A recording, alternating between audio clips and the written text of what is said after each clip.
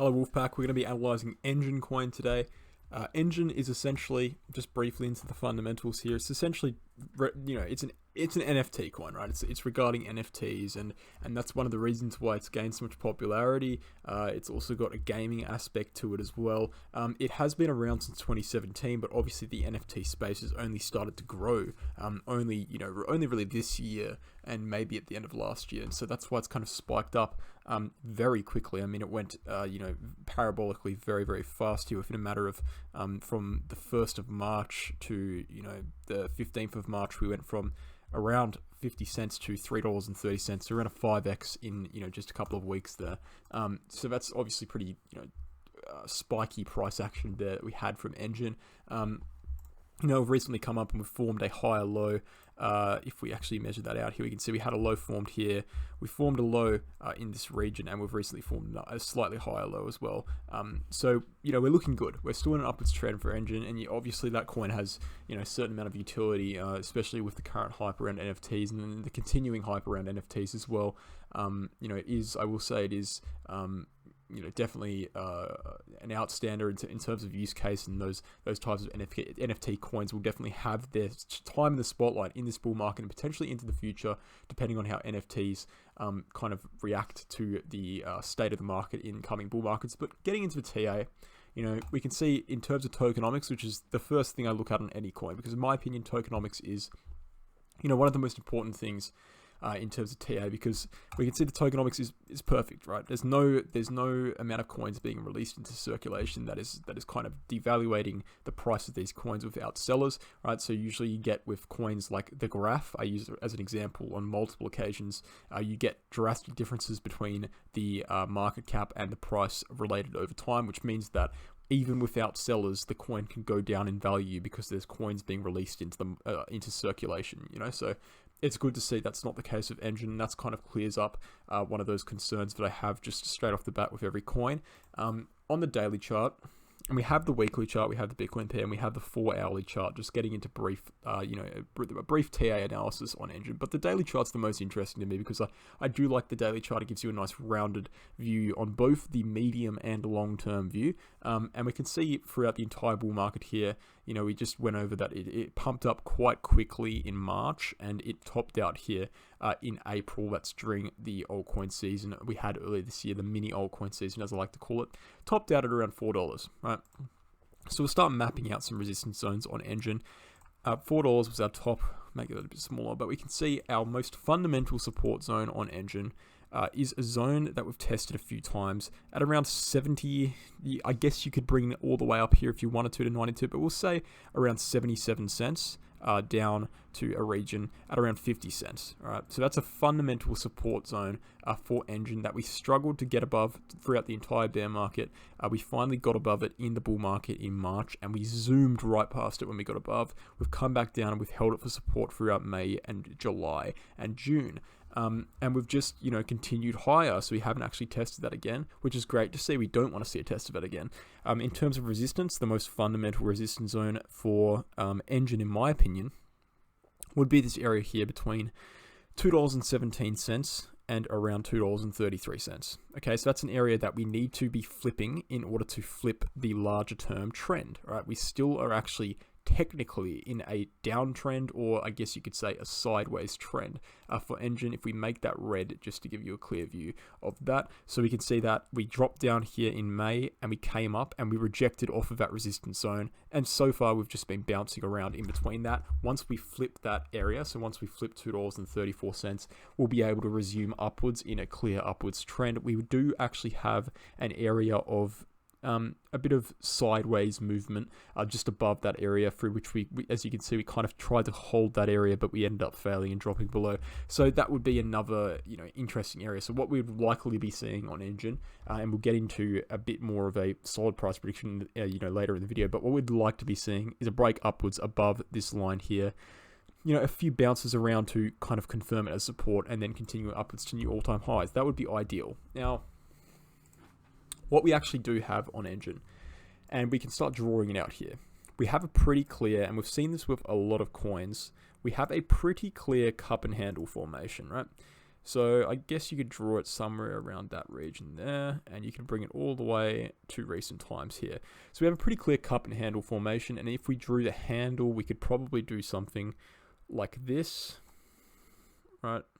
Where we've just seen a little bit of a breakout in the recent days. Probably do something like that, right? Obviously, it's quite rough, but, these don't have to be perfect. So we can see that, we're probably going to be breaking out, and we can see that on a smaller time frame. We have seen a little bit of a double bottom, which represents that which kind of indicates that we should be breaking to the upside in this cup and handle. Now, as to where, this cup and handle can actually go, what we can do, and there's multiple ways to measure a targeted move from a cup and handle formation, but what we can do is measure from the bottom of the cup to the top of the cup, so probably can measure all the way up this way, actually.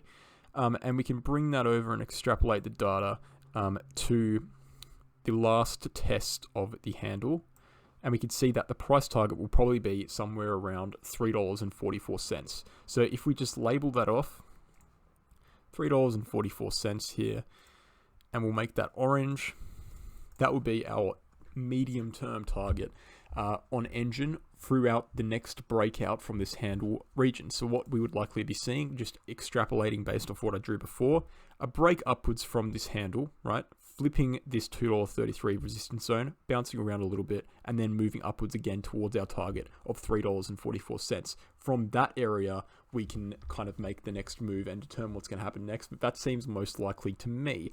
Supporting that, we do have a few little indicators to tell us that might be the case, right? So we have the 100-day SMA, which is this red line here, which we've just flipped in recent times. Once you flip that, you typically don't drop back below it anytime soon.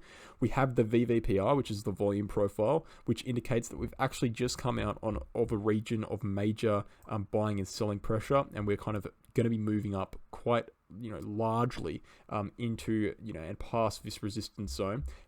There is a little bit of extra resistance and buying and selling volume historically in this region here, as to why I've listed and kind of labeled this as a bouncing area, because we've bounced around in that area historically. So we'll probably be stopping briefly at around $2.50 to $2.33, crunching between that resistance zone and we can draw a line here if we really wanted to at around $2.50. So crunching between those price points before moving upwards again. But ultimately, the trend is upwards, and we have seen a bullish MACD cross as well to kind of signify that as well. So ultimately the trend is going to be upwards on Enjin if we can see a breakout of this handle formation. We have broken out of it just slightly, but ideally we'd want to be waiting a little bit longer, possibly for a daily close above, I'd say $1.70 before entering this coin. It could be a very, very nice trade though. In terms of the weekly chart, and we'll actually let's just do the 4-hourly chart quickly. What you can see on the 4-hourly chart on Enjin, and this is why we're kind of struggling to break out of the handle formation we've just labeled, all right? So the handle formation, the top of the handle currently lies at around $1.55, right?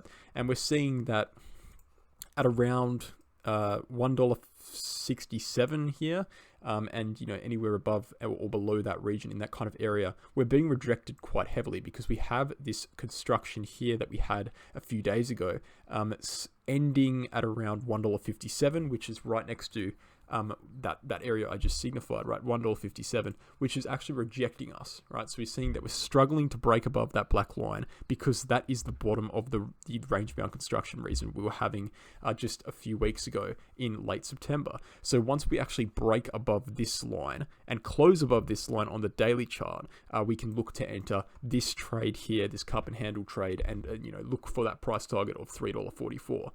So in the short term, we are still facing quite heavy resistance. I'd be keeping an eye on that $1.57 zone. We have actually seen as well a bearish MACD cross on the 4-hourly chart and a bearish divergence on the RSI. So it is very likely that we won't break above this line on this attempt. We might actually come back down to the 100-day SMA or the Gaussian channel and then bounce around a little bit and then come and break through on the daily chart. That would look something like this, right? So we come back down just a little bit and then break through, right? That's definitely possible. I don't think the breakthrough would come in this attempt. It could happen. It's just something to keep an eye on, right? So I'd be keeping an eye on that $1.57 zone as labeled, and looking for a few closes above that, right? We haven't actually closed a 4-hourly candle above that zone. We've got rejected twice so far, so it would make sense to see some downwards movements. On the weekly chart, and this is where we can get into some price prediction for Enjin.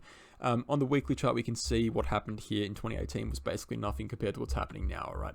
And you could argue that, why would I buy into a coin that's already well above its previous all-time high in 2017? Well, as I said before, it gathered no traction in 2017, and it's still relatively, I wouldn't say it's low cap, but it's 82nd on the market cap ranking, so it's got room to grow.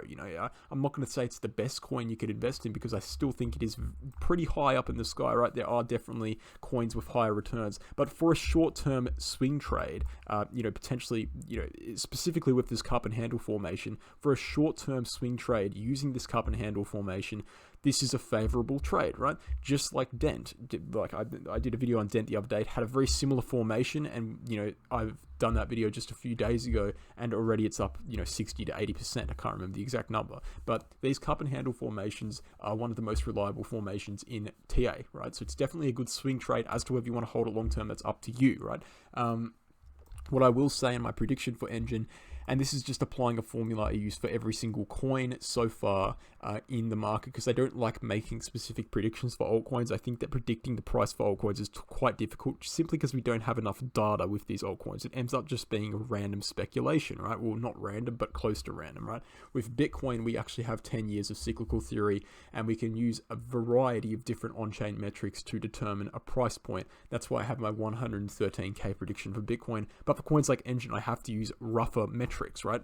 And the metrics I've used for this is that, well, Bitcoin reached a price of 64k in April. At the same time, Enjin reached a price of $4. If Bitcoin, and I've done the calculations beforehand, so don't worry about that. Bitcoin just under doubles from that region, and Enjin will outperform Bitcoin by 50%, as altcoins do, and hence that would bring Enjin to a price point of around $9.77.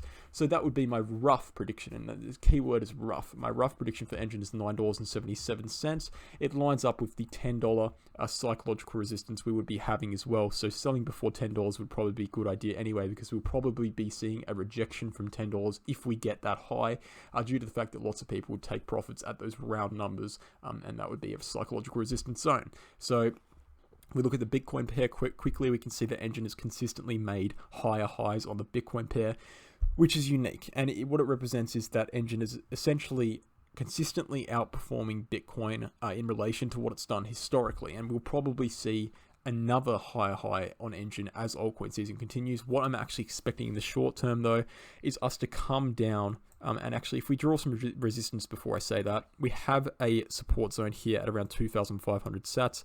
We have a resistance zone here at around 5,000 sats. And what I would be expecting us to do on Enjin is come down to this 2,500 sats support as Bitcoin makes to move upwards, right, to new all-time highs.